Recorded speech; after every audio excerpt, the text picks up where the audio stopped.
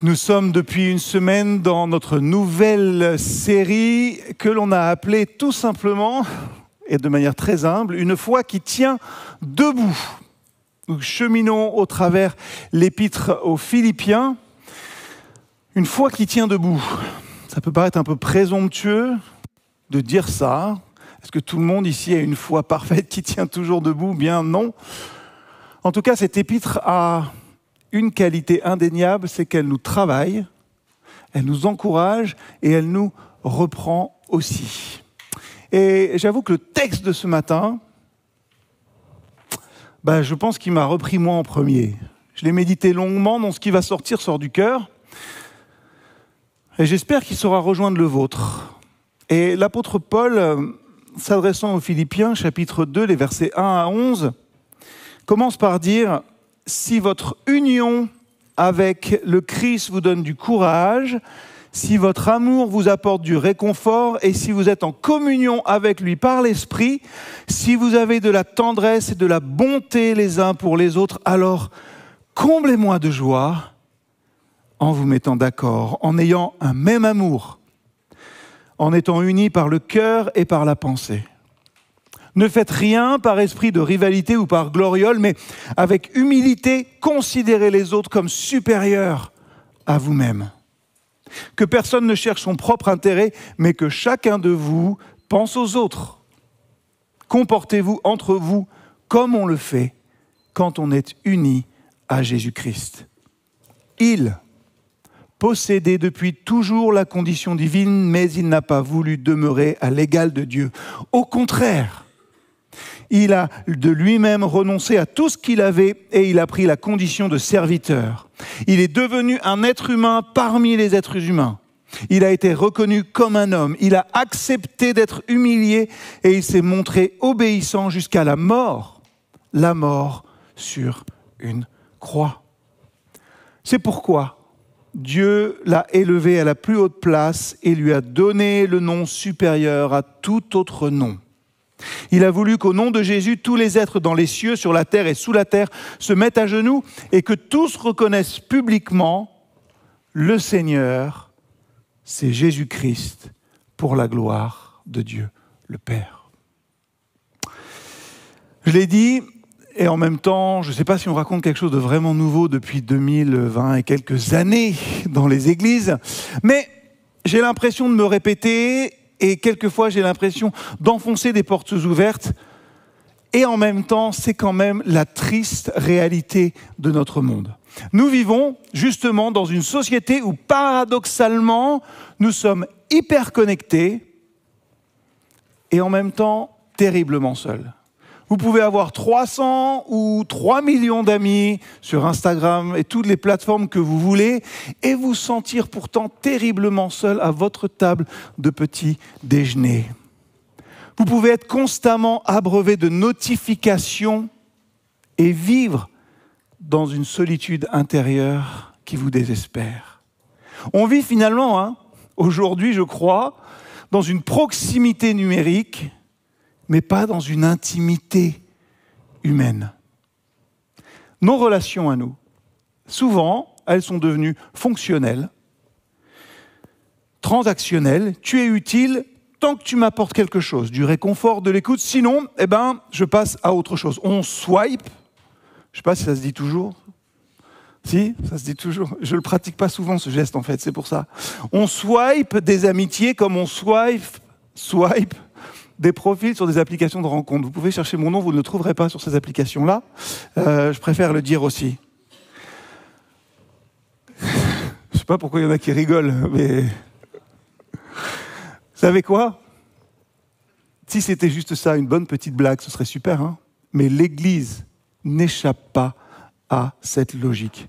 Trop souvent, nous la vivons comme un lieu de consommation spirituelle. J'aime bien la louange ici. Les pasteurs sont inspirants, donc je viens. Et puis, plus important que tout, les enfants sont bien pris en charge. Du coup, quand on pense comme ça, on y vient pour consommer un message, on y vient pour consommer une ambiance, consommer un service. Et qu'est-ce que j'ai dit la dernière fois? Parfois, Mais je lui dis, et très souvent, finalement, on n'entre pas dans la profondeur des relations auxquelles nous sommes appelés. Vous savez, le problème avec ça, c'est que du coup, quand il y a quelque chose qui ne me plaît pas, eh ben, je fais comme partout. Je m'en vais. Vous savez, aujourd'hui, on a tendance à s'en aller, on fuit le problème. Ça ne va pas dans ma famille, je m'en vais. Ça ne va pas dans mon église, je m'en vais dans bien d'autres choses. Quand quelque chose me déplaît, je fuis. Aujourd'hui, j'ai l'impression que changer d'église est devenu aussi simple que changer de salle de sport. Vous savez, le drame, c'est qu'en fait, changer d'église, c'est plus facile que de demander pardon. Je sais que c'est compliqué de demander pardon, pour moi le premier. Un désaccord avec un responsable ? Un conflit non résolu ? Je dois en avoir à peu près une 50aine devant moi, là. Une frustration non exprimée. Eh bien, plutôt que d'effectuer le travail difficile mais profond de la réconciliation, on préfère s'enfuir. Parce que c'est plus facile d'aller ailleurs que d'aimer ici. Vous pouvez le prendre dans tous vos contextes, ça, dans votre couple, dans votre église, dans les choses. C'est parfois plus facile de se dire « je vais aller ailleurs » plutôt qu'aimer ici et faire le travail ici. Pourtant, je crois, et le texte nous le rappelle, que le projet de Dieu pour son Église, ce n'est pas une succession de programmes agréables. Et ça me donne l'occasion de vous le dire. Le but de l'Église n'est pas de vous divertir. N'est pas non plus fondamentalement de briser votre solitude, même si ça le fait, je l'espère. Il n'est pas de vous donner un petit boost spirituel qui est là. Non, le but de l'Église, c'est de vous faire rencontrer Dieu, de vous permettre de continuer votre cheminement avec lui en méditant sa parole, en vivant les dons qu'il donne à chacun et à chacune.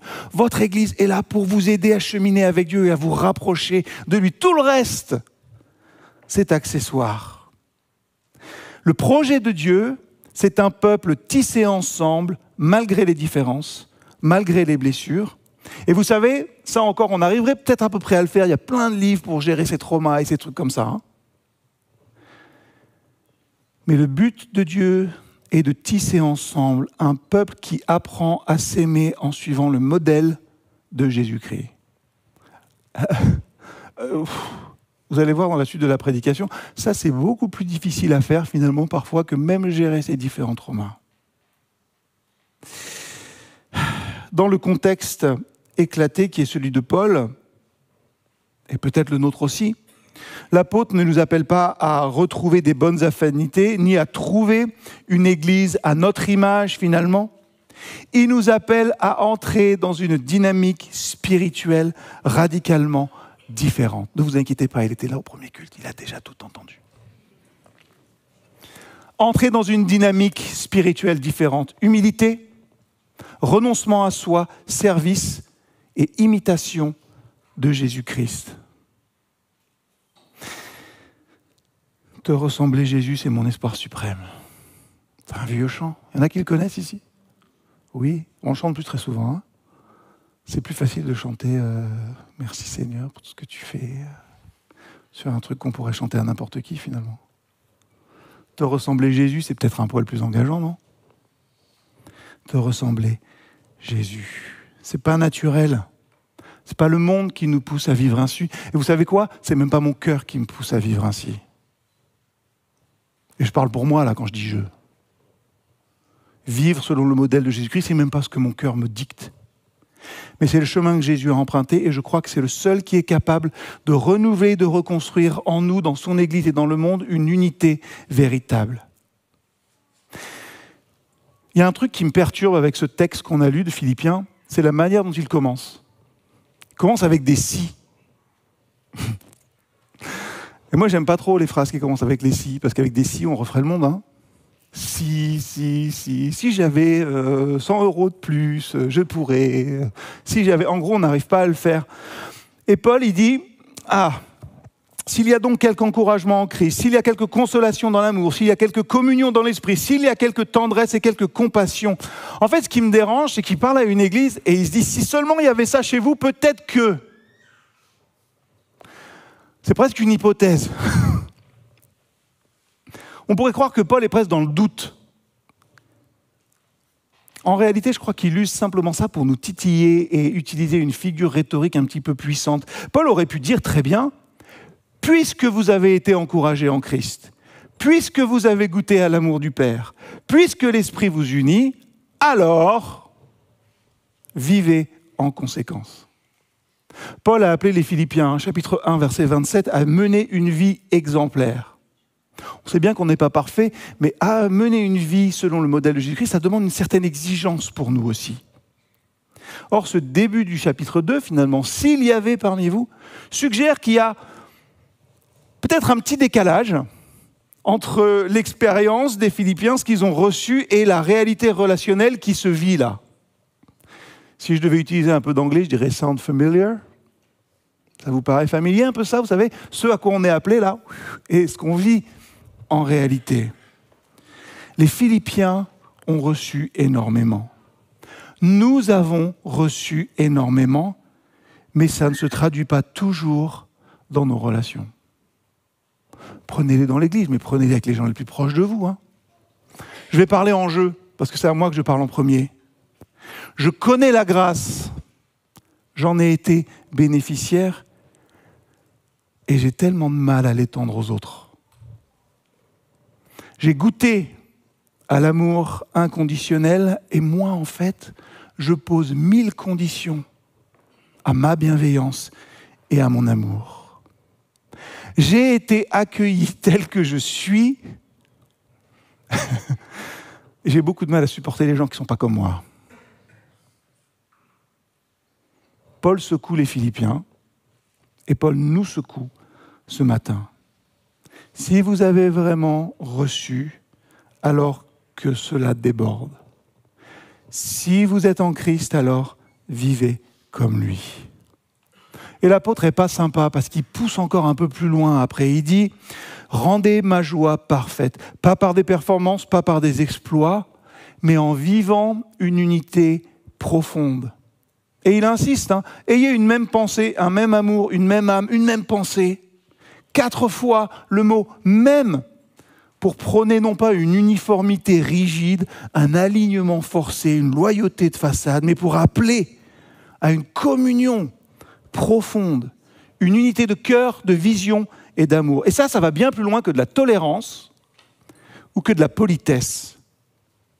C'est un appel à la communion. Vous savez, ce mot galvaudé qui désigne quand même un lien spirituel fort et actif.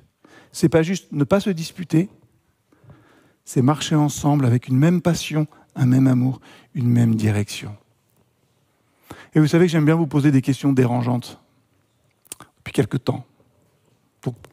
Première question dérangeante, elle surgit là. Est-ce que je viens à l'église pour recevoir ? Je viens recevoir tout ce qu'on m'offre. Mais offrez ce que je veux. Ou est-ce que je viens à l'église pour bâtir ? Quand je viens au culte, est-ce que je me demande, est-ce que j'ai été nourri ? Ou bien je me dis, mais qui est-ce que j'ai nourri ? À qui est-ce que j'ai parlé ? Qui est-ce que j'ai encouragé simplement ? Est-ce que je cultive l'unité ou alors est-ce que je vais simplement essayer de partir en évitant les gens qui me dérangent ? Soyons honnêtes, je le sais, vous le savez, tout le monde le sait. On est tous tentés de s'entourer uniquement de ceux qui pensent comme nous, qui nous ressemblent et surtout qui ne vont pas remettre en question notre petite sacro-sainte zone de confort. Mais l'unité chrétienne doit se manifester, être visible dans l'Église. Celle qui doit se manifester, c'est autre chose. L'Église n'est pas un club d'amis que je choisis. Vous n'êtes pas choisis les uns les autres. Peut-être vous ne connaissez même pas la personne qui est à côté de vous. L'Église, vous savez ce que c'est ? L'Église, c'est un miracle en construction. Un chantier où Dieu nous forme les uns par les autres. J'ai utilisé l'image du chantier à dessein parce que tous ceux qui me connaissent savent que je suis un très piètre bricoleur. Et donc que du coup, des fois, j'ai monté un truc à l'envers. Donc il faut tout redévisser pour tout remettre. Ça demande du travail et c'est constant. Mais imaginez simplement une église où chacun se dirait « J'ai été aimé, alors je vais aimer. J'ai été accueilli, alors j'ouvre ma porte. J'ai été pardonné, alors je tends la main. » Ce serait une église, ça, qui serait guérissante, attirante et révolutionnaire. Ouais, jusque-là, révolutionnaire. Le problème, encore une fois, c'est que ça commence par une remise en question personnelle. Parce que Paul, ici, nous rappelle une vérité essentielle. Si vous êtes ici ce matin, ce n'est pas juste pour vous faire du bien, mais c'est, je l'espère, parce que vous voulez grandir dans votre foi. C'est le but premier de l'Église. Sinon, on est un club d'activité un peu bizarre, soit dit en passant. Paul souligne qu'une véritable communion avec Christ a un effet personnel sur celui ou celle qui croit. En produisant quoi ? L'encouragement, la consolation, un esprit de communion, la douceur et la compassion. Suivre Christ et être uni à lui, ça imprime la personnalité du croyant avec quoi ? Le caractère même de Jésus-Christ. J'ai appris quelque chose qui m'a profondément bouleversé cette semaine. Vous savez, vous commencez des semaines quelquefois et vous ne savez pas ce qui va vous arriver, ce qui va vous tomber dessus. J'ai appris au détour d'un repas que les conjonctions de coordination, vous les connaissez, ont changé. Moi, j'ai toujours appris, mais où est donc Ornicard ? Non, c'est pas vrai ? C'est pas ça ? C'est ça ?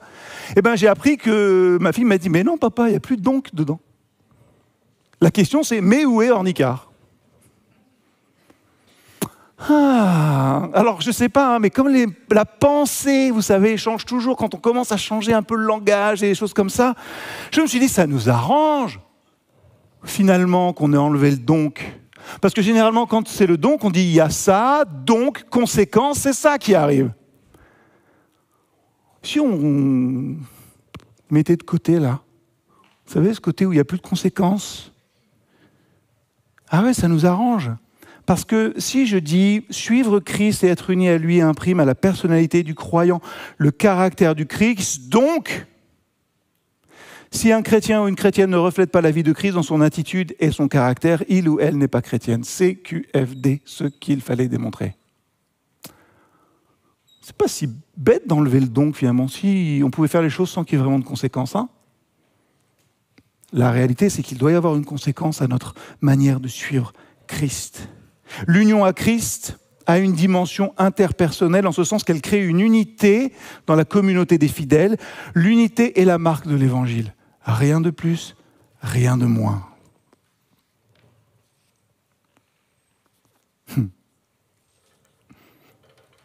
Alors on continue à se faire un peu mal. Ne faites rien par esprit de rivalité ou par vaine gloire. Vous pouvez prendre là encore ce même questionnement, cette même phrase, dans votre vie de tous les jours, avec vos collègues, avec votre épouse, dans votre vie d'église. Paul met ici le doigt sur deux poisons relationnels, deux forces invisibles qui sapent l'unité en tout point et qui sapent l'unité dans l'église, puisque c'est là où il parle. La rivalité, je me compare, je veux être meilleur. On ne le dira pas à haute voix, non. Mais combien de fois ça nous traverse l'esprit ? Pourquoi lui ou elle et pourquoi pas moi ? Et il a plus de responsabilités, plus de reconnaissance, plus de talent. Franchement, moi aussi je pourrais prêcher. Moi aussi je pourrais être là et conduire la louange. Pas de problème, très mauvaise imitation des guitaristes, je le reconnais. Moi aussi je pourrais chanter là. Diriger, mais personne ne me remarque. Vous savez, même dans l'église, on a nos classements silencieux, nos podiums invisibles, et ça tue la communion. Vous savez pourquoi ? Parce que là où il y a de la rivalité, il n'y a pas de confiance. Là où il y a de la rivalité, il y a du calcul, de la méfiance et de la distance. Première chose, je me compare à la rivalité. Deuxième poison, c'est notre orgueil, et je vais parler en jeu là aussi. Notre vaine gloire. Je veux briller, je veux être vu, je veux être reconnu. C'est l'orgueil spirituel, hein. Plus subtil, mais plus dangereux encore. C'est pas simplement vouloir bien faire pour Dieu. Ouais, moi je veux bien faire pour Dieu. L'orgueil spirituel, c'est vouloir être vu en train de faire bien pour Dieu. Et c'est si facile dans un contexte religieux. Non mais moi j'ai toujours été là. Hein. Je suis là tous les dimanches, j'ai toujours été là pour tout le monde. Mais si je ne fais pas ce service, hein, si je n'ai pas ce ministère-là, mais personne ne le fera comme moi. Ah, et le mieux. Mais ça ne vous dispense pas de le dire. Hein. J'ai même pas eu un merci. Tout ça, ça peut mener à l'épuisement, à la jalousie, à l'amertume, parce qu'on ne sert plus pour les autres, mais on sert pour valider sa place. Et Paul propose un antidote radical. Je vous ai dit, il fait très mal ce texte, en fait. Que chacun de vous, dans l'humilité, considère les autres comme supérieurs à lui-même. Ça heurte notre culture. Hein. Depuis l'enfance, on nous apprend « Sois fort, démarque-toi, affirme-toi, n'aie besoin de personne. » Et puis l'évangile, en fait, il nous murmure là tout doucement « Mais sois pour les autres. » Et il ne s'agit pas, en disant « Sois pour les autres », de nous effacer. C'est pas « Efface-toi », « Oublie-toi », c'est pas ça. C'est pas « Tais-toi », mais c'est change de perspective. Vous savez, comme c'est difficile de ne pas se regarder quand vous croisez un miroir. C'est juste moi? Non, quand vous voyez un miroir, généralement, vous vous posez, vous regardez, hop, ça va, c'est bien. Non, c'est peut-être que moi, remarquez. J'ai beaucoup de travail avec ce texte. Change de perspective, ne te regarde pas sans cesse dans le miroir, regarde les autres comme précieux, dignes d'intérêt, dignes de ton temps, dignes de ton amour. C'est juste ça. C'est pas se rabaisser, c'est pas devenir une serpillière. Regarde les autres comme dignes d'intérêt, dignes de ton temps, dignes de ton amour. Ça, c'est pas se rabaisser ou c'est pas s'écraser. C'est pas devenir une victime ou un paillasson, c'est choisir de s'oublier par amour pour servir librement. C'est finalement être plus concerné par le regard que Dieu a sur moi, qui regarde ici, dans mon cœur, que sur le regard que peuvent avoir les autres sur moi. Application pour incarner ce texte. Là, vous pouvez prendre des notes. Et si cette semaine, vous vous engagez à prier pour quelqu'un qui vous agace, ne priez pas tous pour moi, s'il vous plaît. C'est ma demande ce matin. Non mais franchement, si vous vous engagez à prier pour quelqu'un qui vous agace, vous savez, celui qui parle toujours trop fort, celui ou celle qui donne l'impression de tout savoir, pas pour qu'il change ou qu'elle change à votre convenance, mais pour que Dieu vous ouvre un regard renouvelé pour lui ou pour elle peut-être. Première chose que vous pouvez faire. La deuxième, alors je l'ai mis pour la semaine prochaine, vous pouvez le faire à la sortie, c'était beaucoup plus facile au premier culte où on a la pause café, où on a tout ça. Mais et si vous sortiez de votre petit cercle dimanche prochain par exemple, plutôt que de rester avec vos amis habituels, allez parler à quelqu'un de nouveau, quelqu'un que vous ne comprenez pas, peut-être avec quelqu'un avec qui vous n'avez rien en commun. Parce que c'est là, dans ces toutes petites choses, que l'unité en Christ devient réelle et pas juste théorique.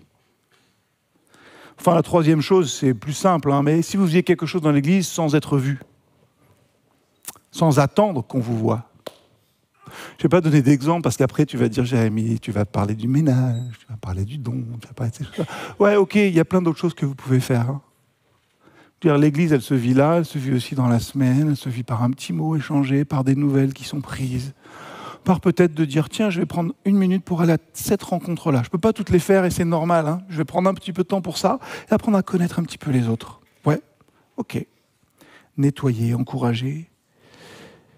Pas pour briller, mais pour que l'amour de Dieu brille à travers nous. C'est la seule chose à faire. Alors, une deuxième question qui dérange. Est-ce que je suis prêt à disparaître un peu pour que la communion grandisse? Ah, ça c'est compliqué aussi. Hein. Est-ce que je suis prêt à disparaître un peu pour que la communion grandisse? L'apôtre Paul poursuit avec un texte qui est assez bouleversant. C'était probablement chanté dans les premières églises.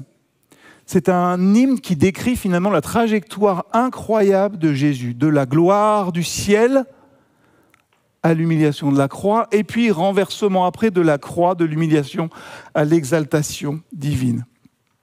Et Paul introduit cet hymne avec un appel personnel à chacun d'entre nous. ayez en vous les sentiments qui étaient en Jésus-Christ. Le problème avec la Bible, c'est que je ne peux pas toujours choisir ce que je veux, ce qui me concerne. Autrement dit, là, ce que Paul dit, c'est ne vous contentez pas d'admirer Jésus, mais imitez-le. Ne vous contentez pas d'admirer Jésus, de trouver qu'il est super chouette, c'est un bon gars, il dit des bonnes choses, le monde irait mieux si tout le monde suivait ce qu'il dit. Mais imitez-le. Et c'est pas demander aux autres de l'imiter, c'est toi, imite-le. C'est facile de dire aux autres, tu devrais faire ça. Non, toi. Et le modèle à suivre, c'est le cœur du message, c'est passer de la gloire à l'abaissement. Lui qui était de condition divine n'a pas cherché à profiter de son égalité avec Dieu, mais s'est dépouillé lui-même. Jésus n'a pas gardé jalousement ses droits divins, mais il s'est vidé, s'est abaissé, s'est fait serviteur. Il aurait pu rester dans la gloire, il est descendu jusqu'à nous, pas pour briller, mais pour aimer. Il s'est humilié lui-même en devenant obéissant jusqu'à la mort sur la croix. J'aime bien le « en devenant obéissant ».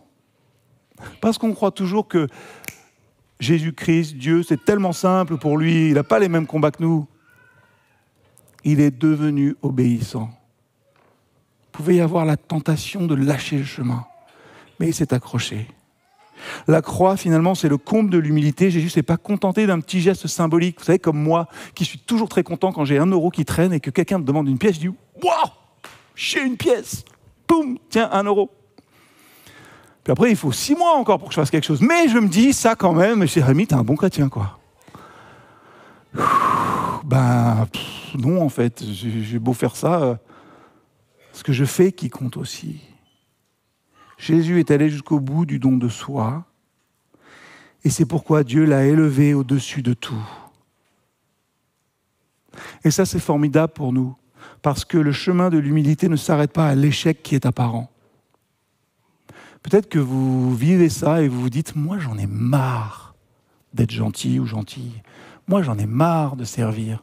Moi, j'en ai marre d'être dans l'humilité quand tout le monde est là. Ouais !»